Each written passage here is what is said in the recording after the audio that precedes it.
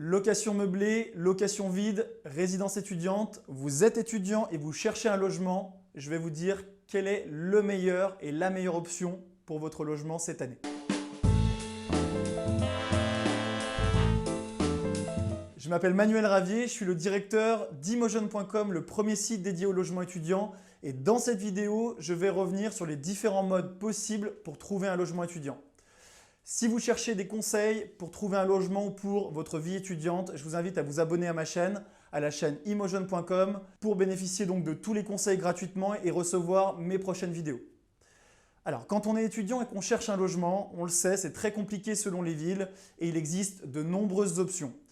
Ainsi, vous pouvez choisir soit une location vide, soit une location meublée, soit un logement en résidence étudiante privée, un logement dans les Crous. Quelle est la meilleure option ?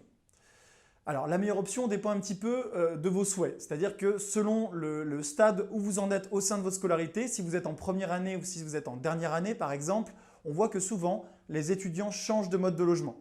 La résidence étudiante est un logement idéal surtout pour les premières années où on est un petit peu rassuré. C'est un mode de logement qui rassure les parents puisqu'on se dit qu'on est au sein d'une structure avec potentiellement un gardien à l'entrée, avec des services adaptés et donc un logement qui est donc plus simple puisqu'on arrive uniquement avec sa valise et qu'on a tous les services au sein de la même résidence. A l'inverse, on se rend compte qu'en fait, en cours de scolarité, souvent les étudiants qui étaient parfois en résidence les premières années vont changer pour se mettre en colocation avec un ami ou une amie qu'ils ont rencontré pendant leurs études. Donc ce mode de logement est assez idéal pour les étudiants puisqu'il permet de faire des économies, mais pas que. Il y a une vraie volonté sociale. La colocation, c'est une expérience de vie.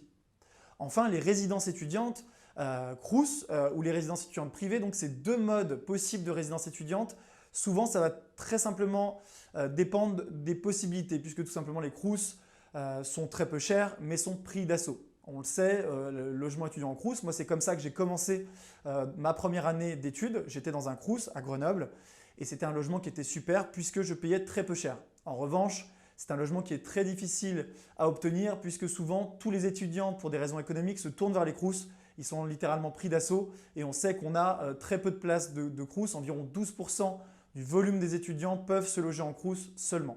Le logement en résidence étudiante privée s'est énormément développé. Aujourd'hui, on le voit, on est sur un standard quasi hôtelier. On voit que les résidences étudiantes privées sont désormais un mode qui est de plus en plus choisi par des étudiants qui ont un petit peu plus de moyens et qui choisissent les résidences étudiantes meublées pour une raison de service. On le voit, on est sur des standards aujourd'hui hôteliers. On peut se retrouver avec des salles de sport, des logements entièrement meublés avec goût et par des architectes d'intérieur. On peut même avoir parfois des saunas, enfin voilà, des équipements très haut de gamme selon les résidences étudiantes privées.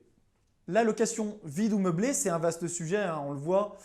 Louer en location vide, c'est donc moins cher qu'en location meublée, mais il faut bien prendre en compte le fait que vous allez devoir acheter chaque meuble, ce qui n'est pas forcément idéal et ce qui n'est pas forcément le plus pratique quand on est dans des études où régulièrement on bouge. Pour un stage, on va changer de ville, pour un échange universitaire, on va changer même parfois de pays et donc le logement vide en fait inclut beaucoup de contraintes et c'est pour ça qu'aujourd'hui de plus en plus d'étudiants se tournent vers la location meublée qui est plus pratique.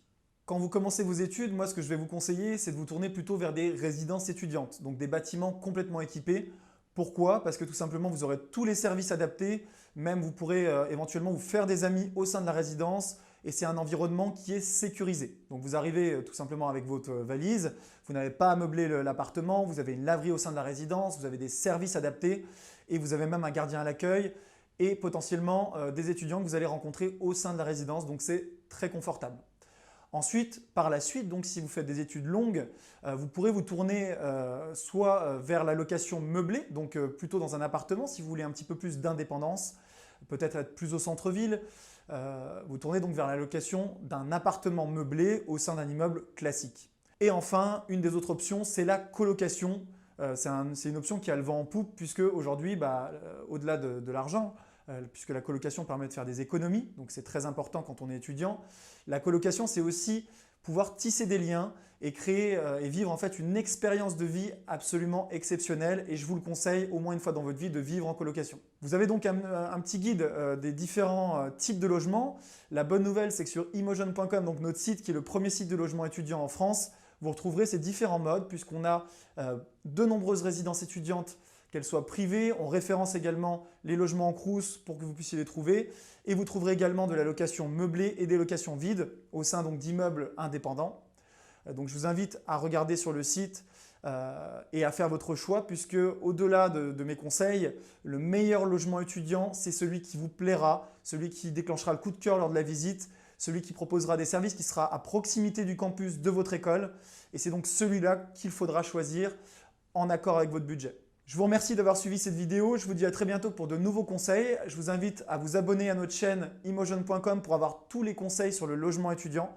Et dans d'autres vidéos, je reviendrai sur le budget étudiant, je reviendrai sur comment choisir sa résidence étudiante, comment choisir son appartement, des conseils sur l'état des lieux, donc de nombreux conseils que je souhaite vous livrer gratuitement, qui sont issus à la fois de mon expérience puisque lors de mes études, j'ai beaucoup déménagé de nombreuses fois, donc je connais très bien le processus de location. J'ai vécu dans des logements indépendants, donc comme je vous l'ai dit, en résidence étudiante, en colocation. Et donc ces conseils, je vais les partager avec vous.